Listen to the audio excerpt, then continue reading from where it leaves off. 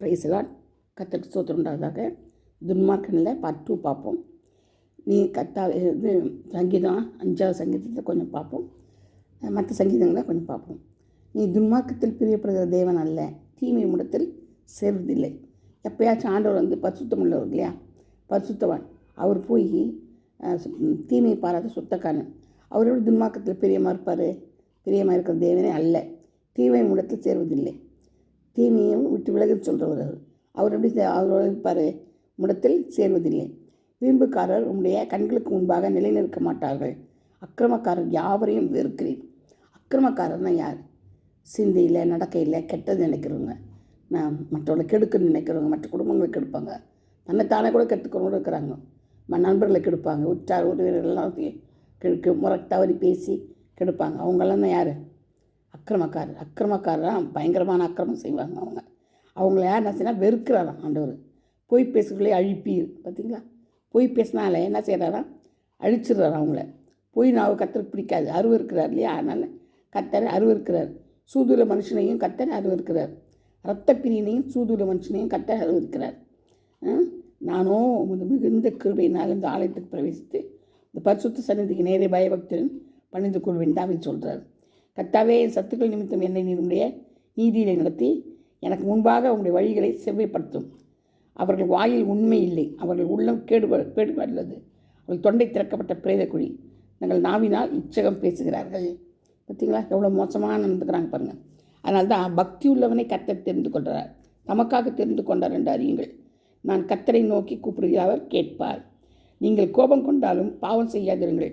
உங்கள் படுக்கையிலே உங்கள் இருதயத்தில் பேசிக்கொண்டு அமர்ந்திருந்தோம். நிறைய பேர் அப்படி தான் படுக்கையில் படுத்துட்டாங்கன்னா ஜாமங்களில் அதிகாலையில் எழுந்திரிச்சு ஆண்டவரோட பேசுவாங்க.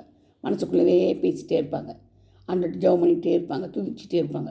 இந்த பழக்கம் நல்லது. நீதியின் பலிகளை செலுத்தி கர்த்தர் மேல் நம்பிக்கையாக இருக்கணும். அது மட்டுமல்ல, ரட்சிப்பு கர்த்தருடையது. தேவனுடைய ஆசீர்வாதம் உங்களுடைய ஜனத்தின் மேல் இருப்பதாக. அது மட்டும் இல்லை, கர்த்தர் என்னை தாங்குகிறார். நம்ம நித்திரை பண்ணும்போது சில சமயம் ஒழிச்சிட்டோம்னா கர்த்தர் என்னை தாங்குகிறார். கர்த்தருடைய கிருபைக்காக துதிக்கணும். அது மட்டும் இல்லை, பயத்துடனே கர்த்தரை சேவியுங்கள், நடுக்கத்துடனே களி கூறுங்கள். குமாரன் கோபம் கொண்டாலும் நீங்கள் வழியிலே அழியாமலும் இருக்கும்படிக்கு அவரை முத்தம் செய்யுங்கள். கொஞ்ச காலத்திலே அவருடைய கோபம் பற்றி எரியும். அவரை அண்டிக் கொள்கிற யாவரும் பாக்கியவான்களாம். கர்த்தரை அண்டிக் கொண்டவங்க எல்லாரும் யார்? பாக்கியவான்கள் சொல்லப்பட்டிருக்குது. அப்போ பாருங்கள், நம்ம கர்த்தரையே நம்பி நம்ம கர்த்தரையே ஜீவிக்கும் போது துன்மார்க்கத்தில் நம்ம ஈடுபட வேண்டிய அவசியமே இல்லை. துன்மார்க்கம் நமக்கு வராது.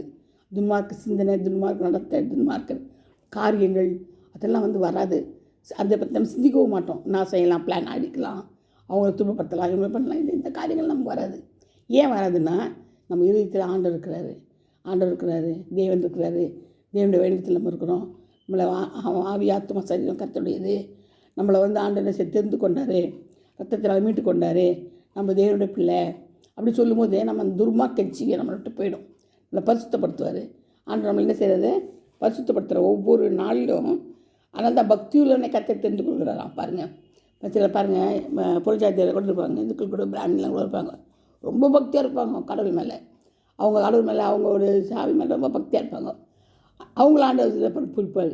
எத்தனையோ மந்திரவாதிகள் ஆண்டவர் பிடிச்சிக்கிறாரு, எத்தனையோ பிராமண ஐயருங்களை பிடிச்சிக்கிறாரு, பூசாரிங்களை ஆண்டவர் பிடிச்சிருக்கிறாரு. ஏன் பிடிச்சி கூட்டுறாருன்னா பக்தி உள்ளவங்க. அவங்களுக்கு ஆண்டவர் தான் தெரியாது, ஆனால் பக்தியாக இருப்பாங்க. அதனால் அவங்கள என்ன செய்வார்? தனக்கென்று பக்தி உள்ள கர்த்தர் தமக்காக தெரிந்து கொண்டார் என்று அறியுங்கள். தமக்காக தெரிந்து கொள்கிறாராம். பாருங்கள், ஆண்டவர் எவ்வளோ நல்லவர்னு. நான் தேடி போய் பிடிச்சிட்டு வர்றாரு எல்லாரையும். ஆண்டவர் தான் நம்மளை கூட்டிகிட்டு போகிறாரு, அழைக்கிறாரு. நம்ம போய் ஆண்டவர் தேட முடியாது இல்லையா? அவர் தான் நம்மளை அழைப்போம். ஏன்னா தாயின் கர்ப்பத்தில் நம்மளை அறிந்து கொண்ட தேவன். அப்போ எப்படி நம்மளை அறிந்து கொண்டதுனால தான் நம்மளை கூப்பிட்டு போகிறாரு. எப்படிப்பட்ட பாவியாக இருக்கட்டும், எவ்வளோ மோசமான இருக்கட்டும், அவனை தான் ஆண்டவர் பிடிப்பார். ஏன்னா அவனுக்கு தேவ பயம் உண்டு, தேவ பக்தி உண்டு இல்லையா? அந்த பாவத்தின் மேலே ஒரு இது இருக்குது. அவன் தேவையில்லாமல் தான் செய்கிறான், இருந்தாலும் அந்த நிதானம் இல்லை, தெரியாமல் செய்கிறான். அதனால் ஆண்டு மன்னிச்சுட்டு அவன் என்ன செய்கிறது? நமக்கென்று தெரிந்து கொள்கிறார். அது மட்டும் இல்லை, நம்ம என்ன செய்யணுமா? ஆண்டவரை பயபக்தியோட பண்ணிட்டு கொள்ளணுமா? பொய் எல்லாம் பேசக்கூடாதான், பொய் நான் கூடாது, அந்த மாதிரி சொல்லப்பட்டதுனால நம்ம என்ன செய்யணும்? ரொம்ப ஜாக்கிரதையாக இருக்கணும்.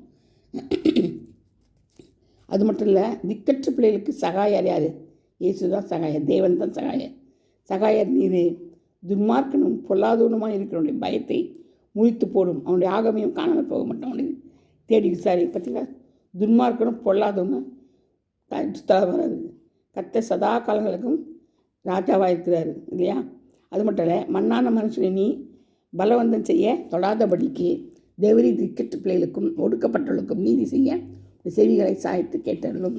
பார்த்தீங்களா, துன்மார்க்கனுக்கும் அது மட்டும் இல்லை, துன்மார்க்கனோட திக்கெட்டு பிள்ளைகளுக்கும் ஒடுக்கப்பட்டவர்களுக்கும் ஆர்டர் சரி நீதி செய்யுன்னு சொல்லி கேட்குறாங்க.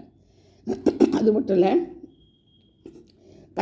கர்த்தர் தமது பரிசுத்த ஆலயத்தில் இருக்கிறார். கர்த்தருடைய சிங்காசனம் பரலோகத்தில் இருக்கிறது. அவருடைய கண்கள் மனுபுத்திரரை பார்க்கிறது. தேவனுடைய கண்கள் எங்கே பார்க்குதான்? மனுபுத்திரரை பார்க்குதான். அவருடைய இமைகள் அவரை சோதித்தறிகிறது. பார்த்தீங்களா, அவருடைய இமைகள் அவர் சோதித்தறிதான். அப்போது எவ்வளோ ஆண்டவர் எவ்வளோ உன்னிப்பாக நம்மளை கவனிக்கிறார் பாருங்கள். மனுபுத்திரை நோக்கி பார்க்குறது மட்டும் இல்லை, நம்மளை என்ன செய்கிறது? அவருடைய இமைகளே நம்மளை சோதித்தறிதான். அப்போ ஆண்டவர் சோதித்தறி மட்டும் இமைகளுக்கு அந்த வேலை கொடுக்குறாரு. கர்த்தர் நீதிமானை சோதித்தருகிறார். துன்மார்க்கனையும் கொடுமையும் பிரியமுள்ளவனையும் அவருடைய உள்ளம் வெறுக்கிறது. துன்மார்க்கர் மேல் கன்னிகைகளை வர்ஷிக்க பண்ணுவார்.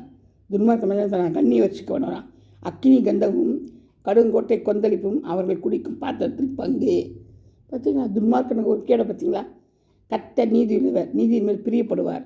அவருடைய முகம் செம்மையானவனை நோக்கி இருக்கிறது. செம்மையாக இருக்கிறவங்களை மட்டும்தான் ஆண்டவருடைய முகம் நோக்கி இருக்குதான். மற்றவங்க யாரையும் அவர் நோக்கவே இல்லை. துன்மார்க்கன் என்ன செய்கிறான்? கண்ணியை வருவிக்கிறாராம். அக்கினி கந்தகுமா கோட்டையாம் இதில் இருக்குதான். அது மட்டும் இல்லை, நீதிமானையை சோதித்தருகிறாராம். பார்த்தீங்களா, நம்ம தேவன் எப்படி அறிகிறார்? நம்மளை எப்படி புடமிடுறாரு பார்த்தீங்களா? நம்ம மேலே எவ்வளோ அக்கறையாக இருக்கிறார் பார்த்தீங்களா? கர்த்தருடைய சொற்கள் மண் குகையில் 7 தடவை உருக்கி புடமிடப்பட்ட வெள்ளி கொப்பான சுத்த சொற்களாக இருக்கிறது. அவருடைய சொற்கள் அவ்வளோ பயங்கர சுத்த சொற்களாக புடமிட்டப்பட்ட சொற்கள். அப்போ நம்ம ஆண்டவருக்கு எப்படி பயப்படணும்?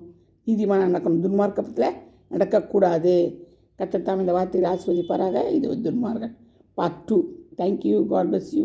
சப்ஸ்கிரைப் பண்ணுங்கள். உங்கள் ஃப்ரெண்ட்ஸுக்கெல்லாம் சொல்லுங்கள், சப்ஸ்கிரைப் பண்ண சொல்லுங்கள். Thank you. God bless you all.